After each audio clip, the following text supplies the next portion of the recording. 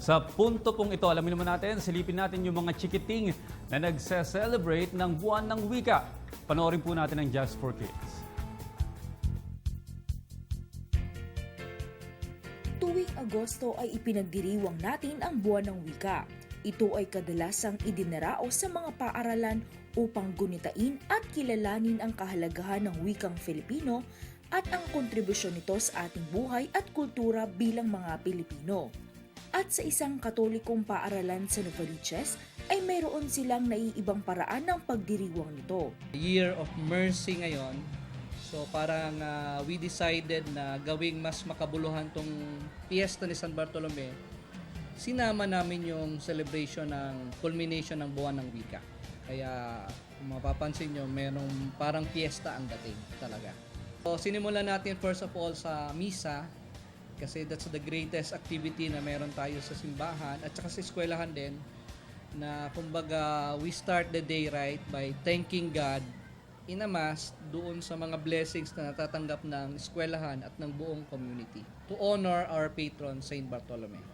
Tapos after that, meron yung contest ng intermediate na mga sayaw nila, field demo regarding mga celebration natin sa Pilipinas.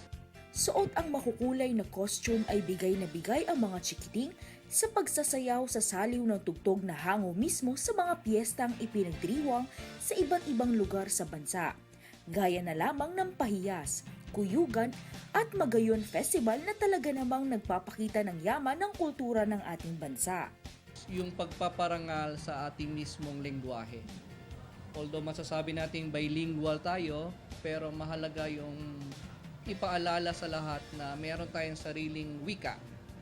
At sabi ko nga, ang wika lang naman hindi yung sinasalita natin, pati yung kinakanta natin at sinasayaw.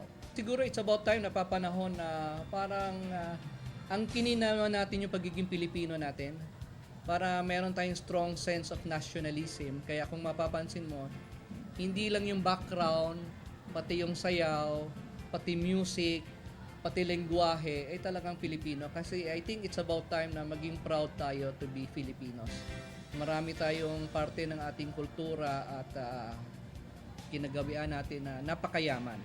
So, kung minsan nakakalimutan yun ng mga kabataan. So, gusto nating through the school, ibalik yon at ipamulat sa kanila na mahalaga yung kulturang Pilipino.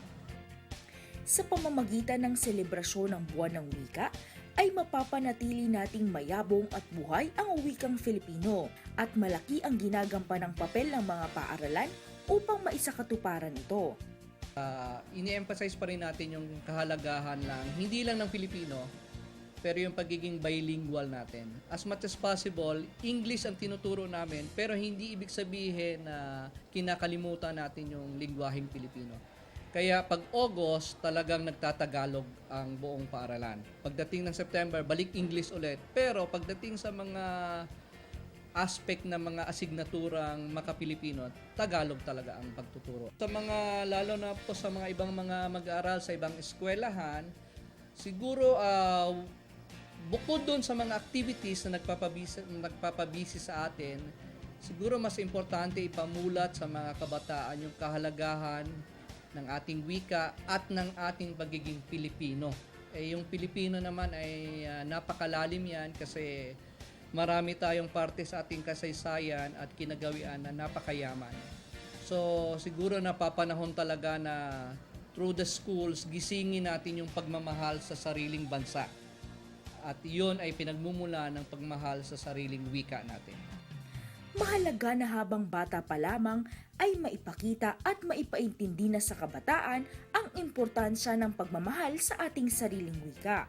Ika nga ni Dr. Jose Rizal, ang hindi magmahal sa sariling wika ay higit pa sa hayop at malansang isda.